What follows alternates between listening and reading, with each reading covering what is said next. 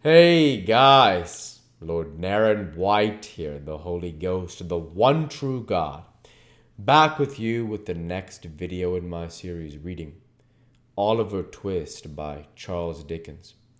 Without further ado, returning to Oliver Twist as read by Lord Naren White. Noah, whose top waistcoat button might have been somewhere on a level with the crown of Oliver's head, rubbed his eyes with the inside of his wrists while this commiseration was bestowed upon him, and performed some affecting tears and sniffs. "What's to be done?" exclaimed Mrs. Sowerberry. "Your master's not at home. There's not a man in the house, and you'll kick that door down in 10 minutes." Oliver's vigorous plunges against the bit of timber in question rendered this occurrence highly probable. "Dear, dear, I don't know, ma'am," said Charlotte, "unless we send for the police officers." "Or the military," suggested Mr. Claypool. "No, no," said Mrs. Sowerberry, bethinking herself of Oliver's old friend. "Run to Mr. Bumble, Noah, and tell him to come here directly, and not to lose a minute. Never mind your cap. Make haste. You can hold a knife to that black eye as you run along. It'll keep the swelling down." Noah stopped to make no reply, but started off at fullest speed. And very much it astonished the people who were out walking to see a charity boy tearing through the streets pell-mell, with no cap on his head and a clasped knife at his eye. Chapter 7. Oliver continues refractory. Noah Claypool ran along the streets at his swiftest pace, and paused not once for breath until he reached the workhouse gate.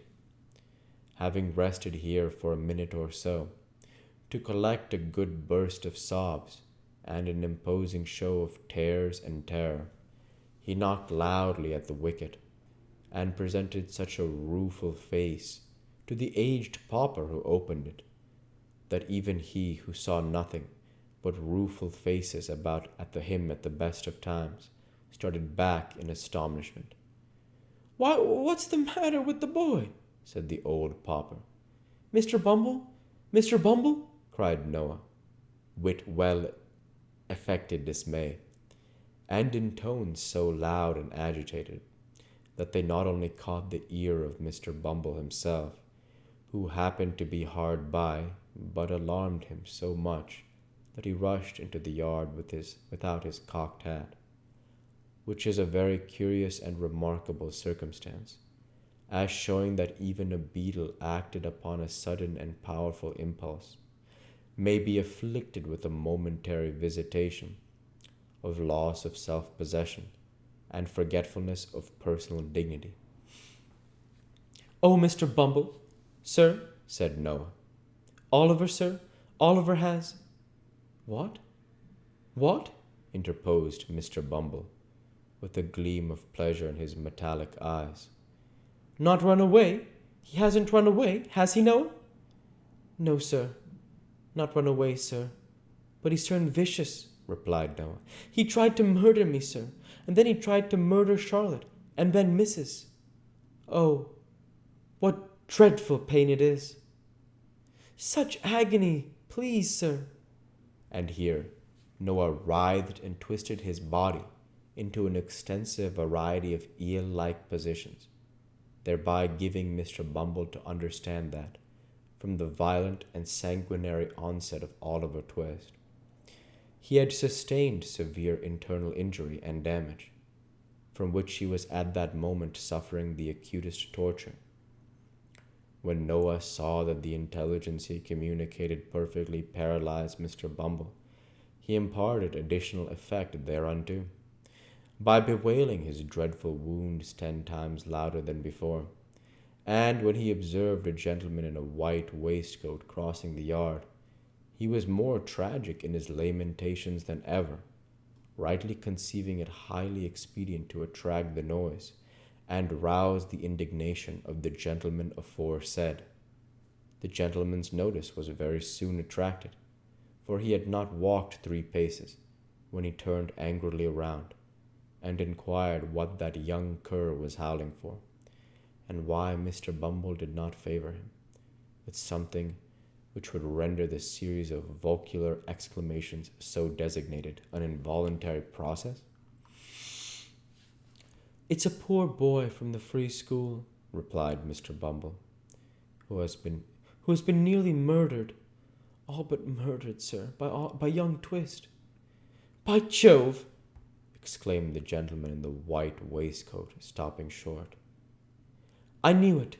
I felt a strange presentiment from the very first, that audacious young savage would come to be hung. He has likewise attempted, sir, to murder the female servant," said Mr. Bumble, with a face of ashy paleness. "And his missus?" interposed Mr. Claypool. "And his master, too, I think you said, no?" added Mr. Bumble. "No, he's out, or he would have murdered him," replied Noah. "He said he wanted to."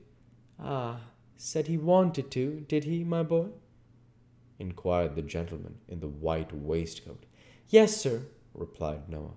"And please, sir, Mrs. wants to know whether Mr. Bumble can spare time to step up there directly and flog him, 'cause master's out." "Certainly, my boy, certainly," said the gentleman in the white waistcoat, smiling benignly and patting Noah's head, which was about 3 inches higher than his own. "You're a good boy, a very good boy. Here's a penny for you, Bumble. Just step up to Sowerberry's with your cane, and see what's best to be done. Don't spare him, Bumble." "No, sir, I will not, sir," replied the beadle, and the cocked hat and cane having been, by this time, adjusted to their owner's satisfaction, Mr. Bumble and Noah Claypool betook themselves with all speed to the undertaker's shop. Here the position of affairs had not at all improved. Sowerberry had not yet returned, and Oliver continued to kick with undiminished vigor at the cellar door. The accounts of his ferocity, as related by Mrs. Sowerberry and Charlotte, were of so startling a nature that Mr. Bumble judged it prudent to parley before opening the door.